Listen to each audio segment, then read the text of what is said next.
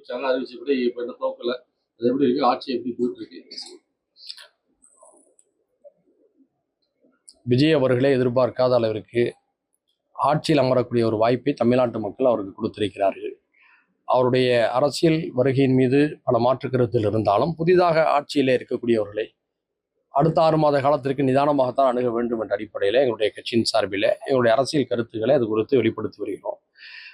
திமுக ஆட்சியில சின்ன சம்பவம் நடந்தாலும் அதை பெரிதுபடுத்தி திமுக ஆட்சி ஏதோ செயலற்ற நிலையில இருப்பது போன்ற தோற்றத்தை எல்லாம் உருவாக்குனாங்க.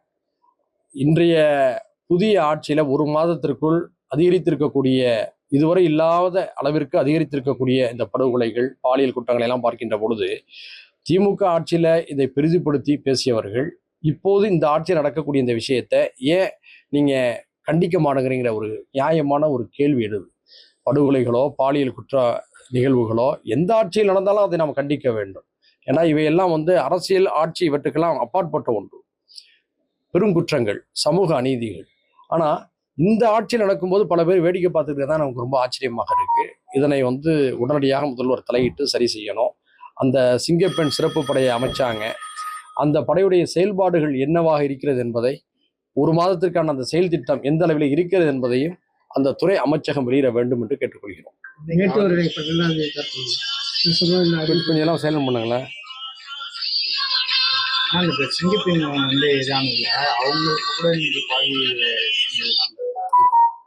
அதாவது குற்றங்களை தடுக்கக்கூடிய பொறுப்பில் இருக்கக்கூடியவர்களுக்கே, குறிப்பாக அந்த படையில் இருக்கக்கூடிய சிங்கப்பெண் படையில் இருக்கக்கூடிய ஒரு அதிகாரிக்கே பாலியல் துன்பம் விளைவிக்கப்பட்டிருக்கிறது என்று சொன்னால் இதனை எந்த விதத்திலும் நம்மால் ஜீரணிக்க முடியாத ஒரு நிகழ்வாக இருக்கிறது. நான் மீண்டும் சொல்றேன், இது போன்ற குற்றங்கள் கடந்த ஆட்சியில நடந்த போது வானத்துக்கு பூமிக்கு எகிரி குதிச்சிங்க.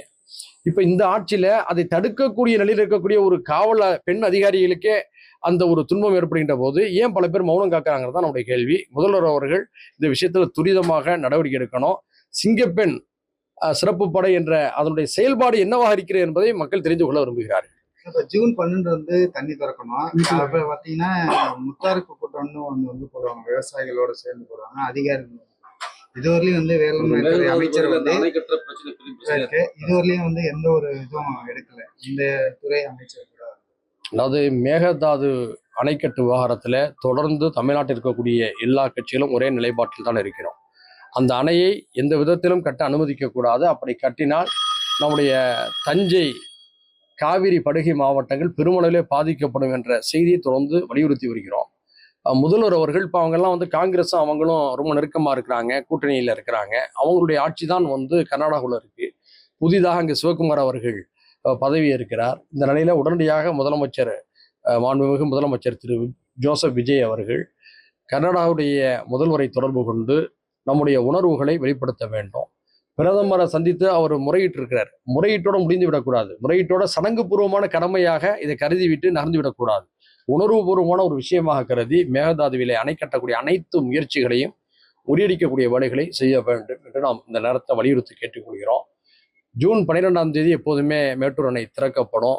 இது குறித்து இதுவரை எந்த ஒரு அறிவிப்பும் வெளியிடப்படாமல் இருக்கு. முத்தரப்பு பேச்சுவார்த்தைகளை விவசாயிகள் உள்ளடக்கிய அந்த பேச்சுவார்த்தையில கடந்த காலத்துல அரசுகள் நடத்தி இருக்கின்றன.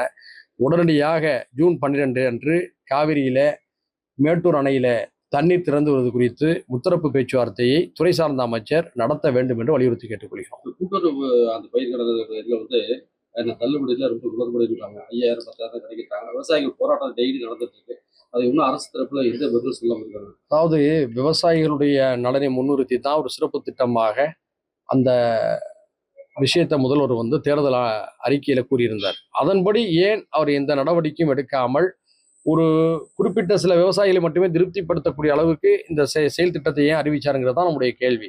அதனால அவர் வாக்குறுதி அளித்தபடி அனைத்து விவசாயிகளுடைய கடன்களையும் தள்ளுபடி செய்ய வேண்டும் என்று வலியுறுத்தி கேட்டுக்கொள்கிறோம்.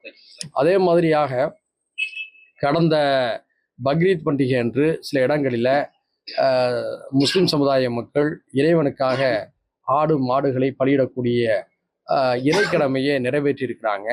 பல இடங்கள்ல அவங்க வீடுகள்ல அவங்க அறுப்பதற்காக ஆடுகளையும் மாடுகளையும் வைத்திருக்கும் போது அதிகாரிகள் சற்று தலையிட்டது ஏற்க முடியாது, கண்டிக்கத்தக்கது. இனி வரும் காலங்களில் இது போன்ற வரம்பு மீறல் நடைபெறாமல் அரசு உரிய நடவடிக்கை எடுக்க வேண்டும். முன்கூட்டியே அந்த மக்களுக்கு ஒவ்வொரு ஊரிலும் ஒரு குறிப்பிட்ட ஒரு பகுதியை ஒதுக்கி நாங்களே இந்த இடத்துல தர்றோம், நீங்கள் அந்த பலியிடல் நிகழ்வுகளை நடத்திக்கலாம்னு சொன்னா கூட நல்லதுதான். ஆனால் எந்த ஒரு முன்முயற்சியும் செய்யாமல் நீங்கள் அந்த குர்பானி கொடுக்கக்கூடிய நிகழ்வுகளை தடுத்து நிறுத்தணும், பலியிடக்கூடாது என்று சொல்வதை நம்ம ஏற்றுக்கொள்ளவே முடியாது. மிக வன்மையாக உங்களுடைய கண்டனத்தை அப்படி அத்துமீறிய அதிகாரிகளுக்கு நாங்கள் தெரிவித்துக் கொள்வோம். வேற ஏதாவது கேள்விகள் இருக்கா? சரி.